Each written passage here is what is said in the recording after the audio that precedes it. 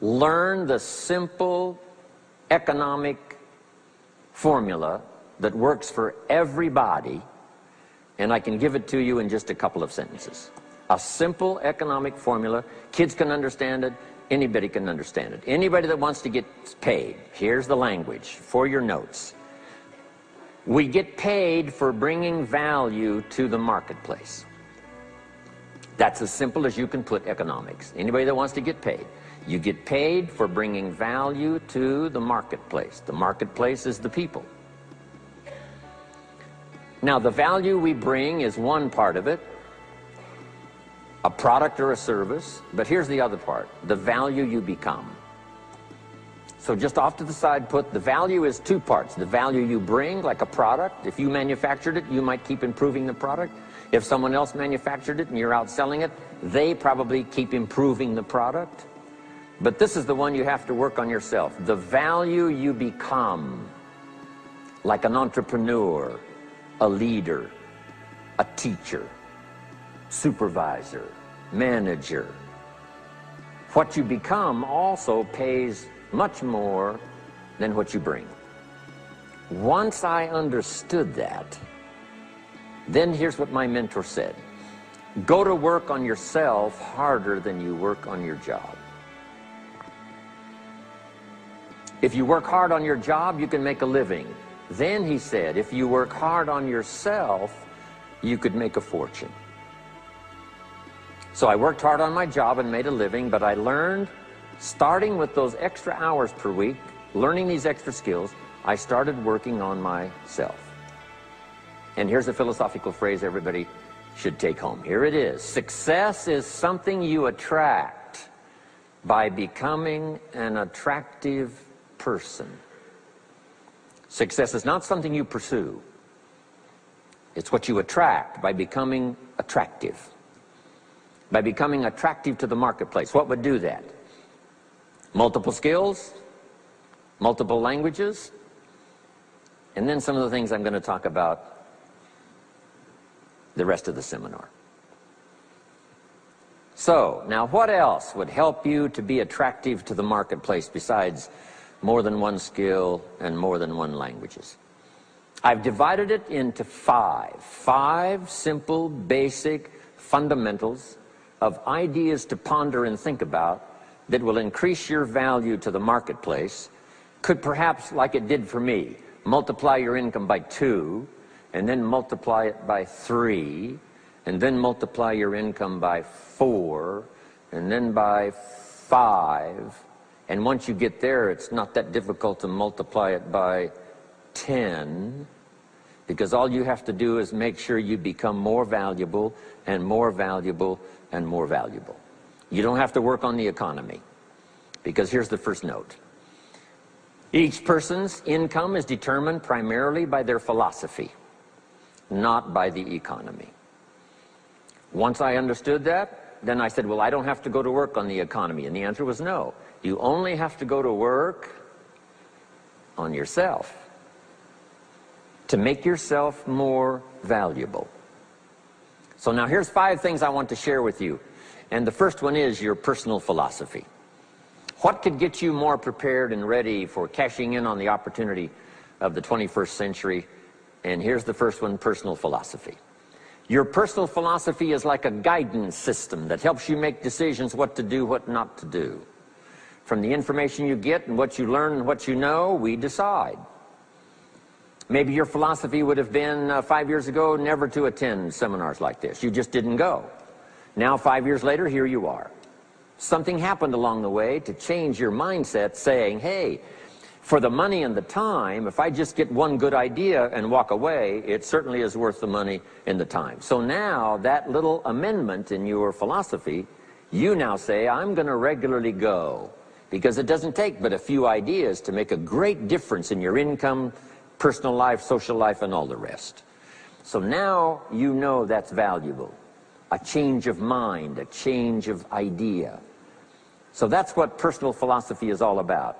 The more we learn, the more we know, the better we're able to make better decisions about 2 major things. Your philosophical guidance system does 2 things.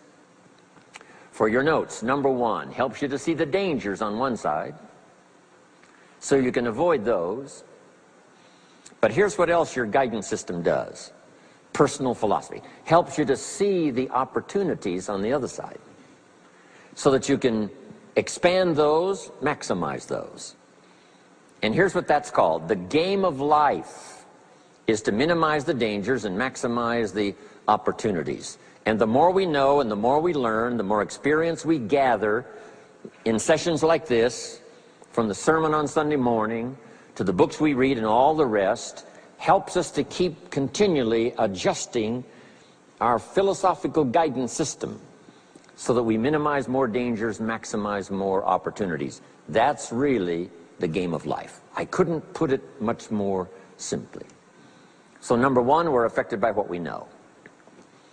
Now, how do we know more things and learn more things that'll help us readjust our thinking so we can avoid the dangers, maximize the opportunities? Here's number one, learn from personal experience.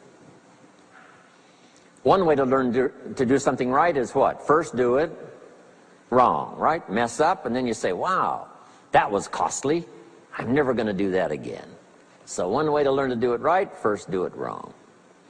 Sometimes a negative experience turns out finally to be positive. They say if you survive your first heart attack, you may now live to be a very old person. Why is that? Well, that first heart attack, if you survived it, is called a wake-up call. And maybe the doctor said, one more of these and you're history. And you said, wow. And you make it for the health food store. And you start reading every book you can find on good nutrition, how to avoid another one of these heart attacks, and you start jogging and start walking and doing all of the stuff, and this total change of lifestyle could now save your life and cause you to live to be a very old person. Here's what my mentor said, that's some of the best advice I ever got. He said, Mr. Rohn, if you will change, everything will change for you. If you'll start making personal changes, your income will change, your health will change, your future will change, everything will change, if you're willing to start making the changes. So sometimes a negative experience now causes us to really make a sudden shift in our philosophical guidance system that says, hey, I'm never going to let this happen to me again. Fantastic. Now here's the next way to learn, and that is to learn from other people's experiences, whether they are negative or positive. It's too bad failures don't give seminars like this. Wouldn't that be good information? Now, we don't want to pay them, so they don't lecture, but their information would be valuable. If you know a guy that's messed up his life for 40 years, you have to say, John, would you spend a day with me? And I will bring my notebook and take good notes. A good-looking guy like you, beautiful family, every reason to do well, threw it all away. Teach me how for the last 40 years you messed it all up. And he tells you, and you take good notes. Learning from the negative side of someone's experience. If somebody tells me these eggs are rotten, I'm not going to make an omelet and try it, right? I'm just going to take their advice and their know-how. So, learn number one from your own experiences, learn number two from other people's experiences. And my mentor taught me to always keep a journal. Here's what he said, don't trust your memory.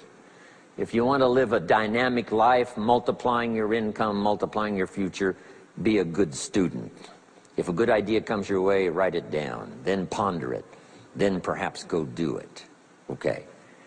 Now, your philosophy comes from what you learn, comes from what you know, comes from other people's experiences. 3 ways now to learn from other people. Here's number one, learn from what you see. One of the great watchwords of these early years of the 21st century, pay attention. If you just watch, you can pick up clues. Success leaves clues. And if you'll be a better observer of the winners and the losers, those that are doing well and those that are falling behind, and just take mental notes and good notes and say, I'm going to adjust what I'm doing based on what I see. Here's number two. We learn so much from other people based on what we hear. Here's good advice on that. Be a selective listener. Listen to voices of value that have experience, ideas, reputation, something valuable to share.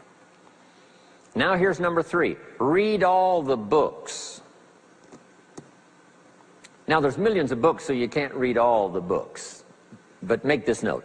Read all the books you need to read to make you as wealthy as you want to be, as healthy as you want to be, as prosperous, as productive, as unique a human being as you want to be. Read all of those books. Don't leave those books go unread.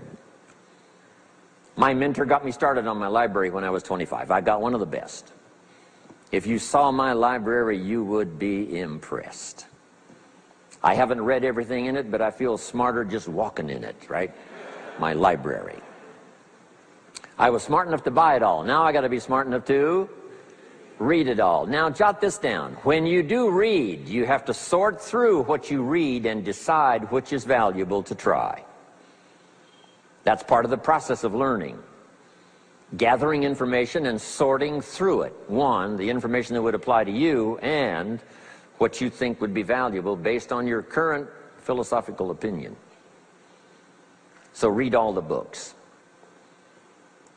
Our lives are greatly affected by what we learn and what we know.